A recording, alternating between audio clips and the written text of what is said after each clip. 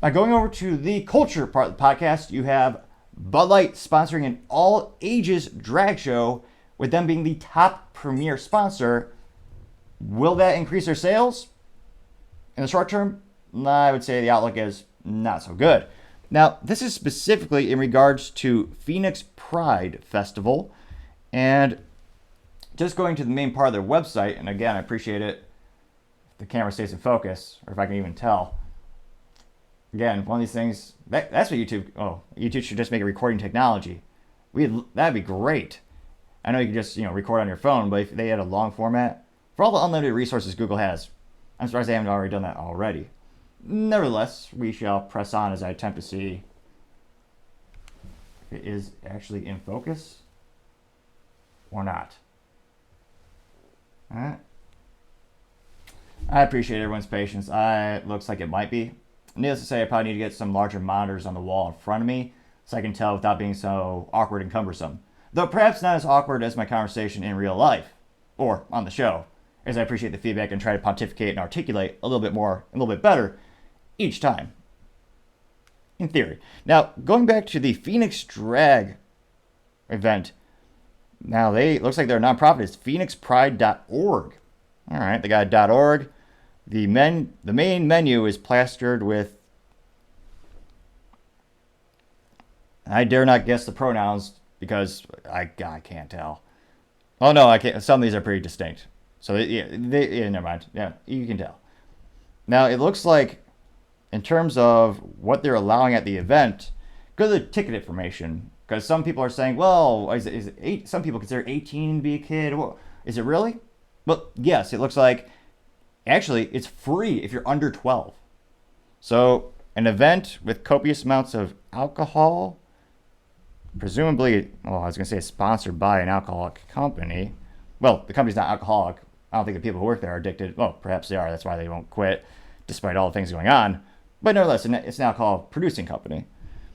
If you go to the map, it looks like, they do have beverages. Let me see here. As young as 12. Wow. Well, actually, no, it's younger. So if it's younger than 12, they get in for free. Or if they're active military, they get a free admission. Now, they also say children 13 to 17 and seniors 55 and over and former military receive a partial discount at the ticket gate. And then they have adults 18 and over have multiple different packages to choose from. And it looks like the tickets are like $50 for the weekend, or 55. That is quite expensive. And no fun. They actually say you can't have skateboards. Where's the tolerance? Is skating now a crime again? I remember back in my day, that was the most cliche thing ever. Skateboarding is a crime. You also can't bring in any... No coolers? Oh yeah, they want you to buy all their stuff. I love how they have to specify you can't bring in explosive devices or incendiary devices. They're getting oddly specific. Oh, actually, I'm shocked. They're saying no drugs? No way. So another contingency of entering the facility, it says permitted items include any drugs other than prescription or consumer products in their original containers. You may not smoke cannabis in a public place, even with a medical marijuana card per state law. Interesting. I would not, if I were to guess, I would not have I would have lost that bet. I'm not going to lie right there. Now, in terms of the sponsorships and why people are saying Bud Light is sponsoring it, it is quite literally presented by Bud Light. And everyone else is a smaller sponsor. You see this very prevalently. Well, I notice anecdotally, I notice it especially in tech events when my company is looking to do a specific level of sponsorship. In tech, it's very common to have the cliche precious metals comparison where you have platinum sponsor, gold sponsor, silver sponsor, and then maybe bronze. And the more precious the metal, the more expensive it is, the more your logo is seen. It's usually the biggest on the signage. You get to do a couple extra speeches. So there's a lot of benefits to sponsoring these events, and many businesses find advertising in that capacity a very profitable venture. Now, in this case, it's a little bit more controversial than usual. Bud Light, in terms of the historical marketing and advertising campaigns, they've sponsored pride parades for, I think 3 decades. That's a long cornerstone of the company's business model, and presumably it's increased their sales exponentially. Now, I think the big difference people are starting to notice in 2023, that was different from previous years that's perhaps fueling the boycott, is they're sponsoring drag shows where children are present, where drag shows are inherently sexual by very nature, and the same reason why I don't think most American adults would believe it's appropriate to bring a young child to a strip club. Very similarly, I don't believe most American adults would think it's appropriate to bring a child to a drag show where, of course, they're dressing very promiscuously. In some cases, they were quite literally demonstrating sexual acts. And yet, the mainstream media didn't say a peep, other than, this is great and good, you should accept it. Which, again, if you're an adult, do whatever the hell you want. But when you have kids, I think a lot of people are concerned, why? It's quite unusual. Now, Bud Light looks like they're presented by Bud Light. You also have the diamond level, Circle K, for your gas station needs. Platinum level, that's kind of pathetic. They don't have a platinum sponsor. It's about a month from the event. They don't have a sponsor. That's for platinum level. That's telling me that's prohibitively expensive, or there's very little interest in this event. I mean, for most events where you have a high volume of people coming, it's not too hard to find sponsors. Even with advertising dollars being down these days on average, it's kind of pathetic they don't have a platinum sponsor. And it's even more pathetic when you say they have gold sponsors. So there are many people who are paying to be sponsors, but they don't want to pay for the platinum level. Now, the gold level sponsors include aeroponic cannabis. What? So the event is banning cannabis, but you have a cannabis company sponsoring it? How on earth does that make any sense? Ridiculous. Also sponsored by the Arizona Lottery, because gambling is okay as long as the state does it, remember? With the government. What the hell is it? It's sponsored by the Phoenix City Fax Track. No idea what that is. Marigold is a gold level sponsor. That is, I'm not going to lie, if it wasn't for the content of the event, Marigold being a gold sponsor, I think would be a marketing brilliance. I mean, that just makes sense. And for these companies, it might make sense depending on what they do. It might be a profitable thing for these businesses. You have someone called Progressive Leasing, which, I mean, half the advertising here uses the word progressive. So that would seem to be an appropriate sponsorship to have. And it looks like Progressive Leasing says, shop your favorite stores. So I believe, apply for your lease. Oh, so it's a way for you to lease crap you don't need. Come on, America. Ridiculous. So literally you go to a store, buy an Xbox, and you can lease it. Ridiculous. Again, frivolous things for something you do not need in life. I was about to say obviously, but not so obviously, because people are still doing this activity. And you have record credit card debt in the United States recently just passing $1 trillion for the first time. I believe that was about 6 weeks ago. Another gold level sponsor. Oh, geez Louise. We're going to power through this because there are a lot of sponsors. So we're going to hammer through this. Gold sponsor. The last gold sponsor is Waymo. And I would say in terms of their brand, smart event, because their little Waymo, the W, does have the pride flag in it. Also, the silver sponsors are, looks like a radio station, Arizona's Alternative, the Arizona Republic, 100.3 Latino Mix, Pride Guide Arizona, Quiet Bueno, 105.9, Shake Shack, Univision Arizona, We the People Clothing. So quite a lot of radio stations. All right, so those are the silver sponsors. This thing has more sponsors than I thought. Bronze sponsorship, Viral Elimination Services. You have Castle Megastore, El Jimador Tequila, Fabulous Me. Okay, we gotta do some investigation. I think I know what this is. Maybe Fabulous Me. No, what the? They make the fans that you use on yourself. So they make fans and the Japanese umbrellas. That's kind of cute. Okay, that's interesting. Fabulous Me. You also have Gilead Gilead HIV? The Hispanic, what? Gilead, this Hispanic Heritage Month celebrating culture and purpose. I forgot to wear my Cuban fedora hat thing. Damn. It looks to be, I believe, a biotech company, interestingly enough. Okay. Jack Daniels, which, that's not a surprise. Jack Daniels, I believe, last October in 2022, they actually sponsored a drag reality show. So I'm not surprised they're a bronze sponsor. You have OGs being another bronze sponsor. Pride Group being another bronze level sponsor. SAAF with no logo. It's just letters. Uninspiring. VIV Healthcare. Now there's more sponsors. All right. These are the community level sponsors. So progressively we're getting more economical or cheaper. That's a nice way of saying it. Now the community sponsors include Albertsons Safeway, which Albertsons is one of the largest grocery stores chains in the United States. Now you also have Aunt Rita's Foundation connecting, which is looks like it's an HIV foundation. You have BMO, which is one of the largest banks in the world. Community Bridges, CVS Specialty, Discover, Edward Jones Investing, Fascinations, Greater Phoenix Equality Chamber of Commerce, Intel, Just Works.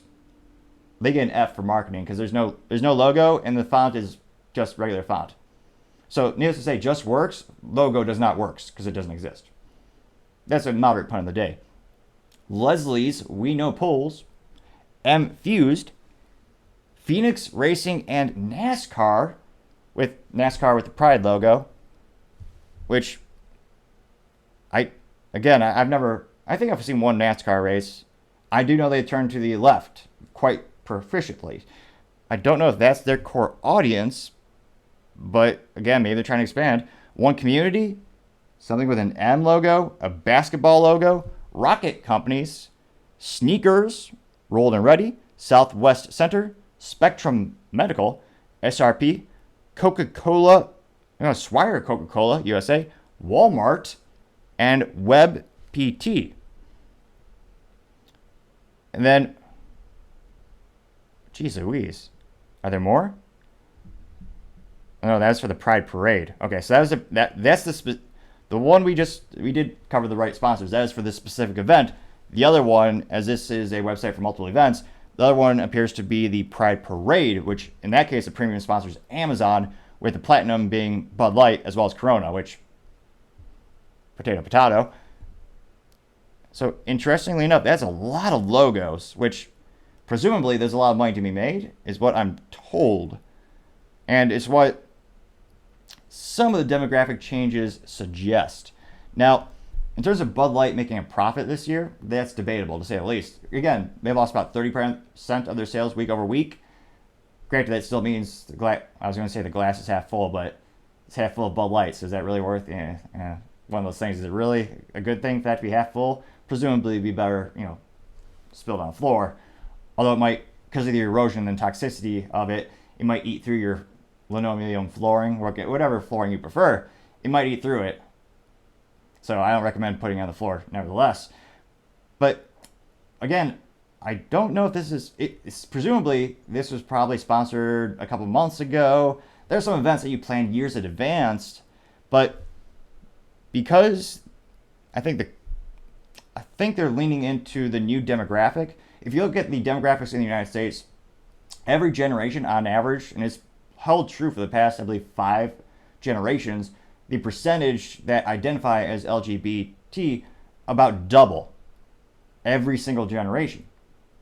So, in terms of Bud Light being a long-term, I don't know if they did this intentionally, because again, they had to fire 400 people marketing, I believe.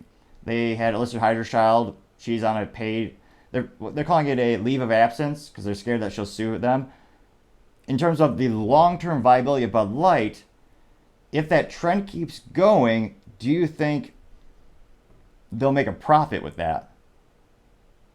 If all things equal, if the trends stay exactly on the same track, maybe, but at the same time, I don't know. And I know there's a lot of people who are politically left and people in the LGBT community who are boycotting Bud Light. specifically because the business did not, quote unquote, stick with Dylan Mulvaney. So the boycott's being held by many people, not just people in the middle or on the right, but there are people on the left who are equally boycotting the business as well.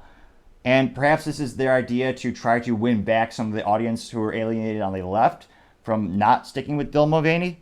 So let me know. It's quite concerning. Obviously, there's alcohol and drag shows in front of children. So well, I shouldn't say obviously, because if it was obvious, it wouldn't be happening. So in terms of my anecdotal experience, I never noticed this in the past. And for my research, it wasn't really a big thing, so to say. But let me know in the comments, do you think this will help Bud Light long-term make a profit? Are they shooting themselves in the foot? I'm not really, when you look at their Twitter, their YouTube, their Facebook, you're not really seeing these events being promoted as much. Maybe I'm missing them, or maybe they're deleting them, but it doesn't seem like they're proudly really pushing these events on their own social media. But then again, their logo is the first thing for this event. They're the biggest sponsor. They're spending a lot of money to do this event. And presumably when you're at the event, the logo will be everywhere. But why aren't they putting this on their social media? It seems like they're trying to be very political. And I don't mean that in a good way. I mean like the politicians where you can never get a straight answer out of them, left and right. It seems like Bud Light, they're trying to play trying to win both angles, so to say. They're doing the cliche patriotic commercials, which people, politically speaking, more on the right identify with. And then they're doing these events, which on average, people on the left more identify with. So they're doing both of these marketing campaigns at once, and then they're trying to buy your love back with a free beer promo, which perhaps is the best example of how you can be a winner and a loser at the same time. If you were to win one of those Bud Light sweepstakes, which is the only way they've actually been able to tweet without having a overwhelming majority of the comments being pejorative and negative. Because presumably people have to use bots or something, because most of the responses are all just people retweeting the free sweepstakes thingamajig so they could win, and I use that in quotation marks, some Bud Light beer, which, again, perhaps you can use it as a doorstop or ballast. Like if you do a little trip on a hot air balloon, it could be ballast. It's certainly a heavy object. I'm sure there's more than two things you can do with Bud Light these days. Those seem to be the top two that I can think of at the moment. Let me know in the comments, what would you do if you won a case of Bud Light? And then, do you think this marketing campaign will increase sales of that growing demographic? And do you think it's appropriate to have alcohol and drag shows in front of children who are getting in for free? So let me know in the comments. Short term, I think if this gets more media attention, which oddly enough, again, Bud Light's not pushing on their social media, I think it will hurt them in the short term. And I'm definitely concerned about the children being there. I wonder if it will be good for them long term. Let me know in the comments. I mean, again, their sales are down every week consistently by about 30%. But apparently, again, this is the sales figures talking, 70% of the people don't care.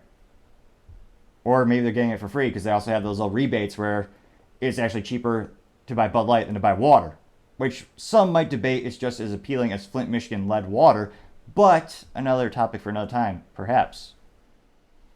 Thank you, everyone, again, for taking the time to tune in today. Again, I know it's ambitious, but we're trying to get to 4,000 subscribers by the end of September, so if you could click that button, I'd greatly appreciate it. Also, friendly reminder, we're giving away a free flamethrower with every September purchase at toppingtechnologies.com. See the website for additional details. Also, don't forget to take the time to like and comment. The feedback is greatly appreciated, especially if it's constructive. And again, I'm trying to find a better software to do picture-in-picture for production quality. If you can do that, suggestions are greatly appreciated. Also, don't forget to take the time to tell your family, tell your friends, tell your coworkers, heck, tell your enemies, tell anyone and everyone. Just stay safe, fight the good fight.